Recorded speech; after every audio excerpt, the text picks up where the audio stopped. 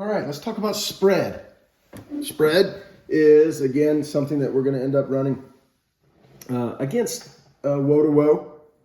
And we are going to be in our 4-up formation. However, it's going to be inverted.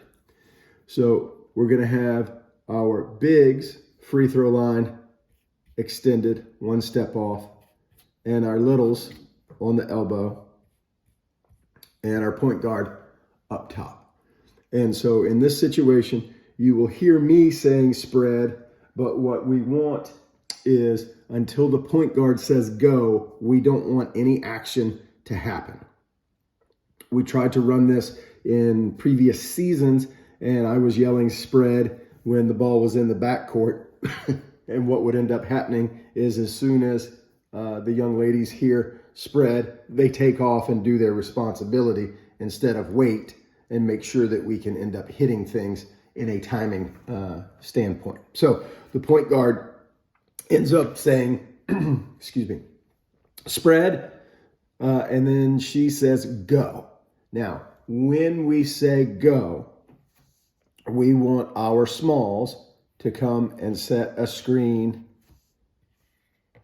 on the low for our bigs, and our bigs to use it to cut to the basket.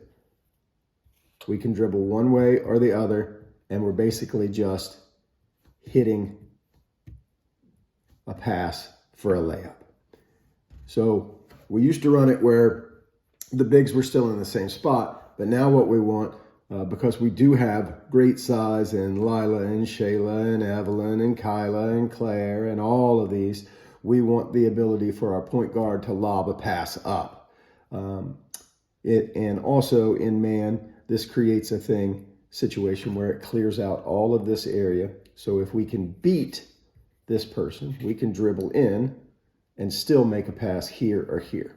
But ultimately, in spread, we're just looking for our bigs to end up beating the person guarding them with the aid of a screen from our littles, our smalls, our mediums, whatever. And so, again, we're coming here. Yeah, that's a little too far. Here, so we can go there. Coming here, so we can go there. Let's make sure that we know that we're screening the person that is guarding, not screening our big, okay? And then we're making a pass. It's just that simple. And so the other thing that we will do in man, if we think our point guard is better and can beat the person guarding them, is we will go to what's called square. And so we're in a 4-up situation here, traditional 4-up where our two bigs are here. And if we end up saying square, what ends up happening is boom and boom. So we go down to the block and all the way over to the baseline 3, so that we are in this situation here. This is square, this is Y. See the square? Good, Samine, I'm glad you can see the square.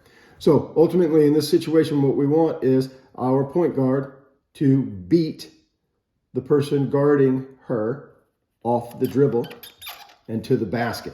Now, what ends up happening is we send this block up here to screen, so that now this person has 2 options. They can end up going to the basket, and they can end up bounce passing and in. And that's square. I'll draw it up one more time.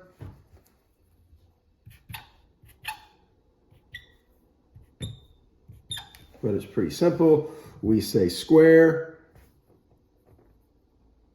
We can drop down to here, go all the way over, and then we try to dribble here, here, here, boom.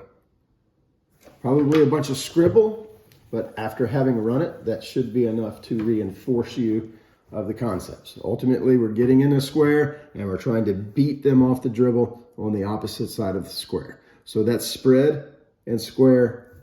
Go Seahawks.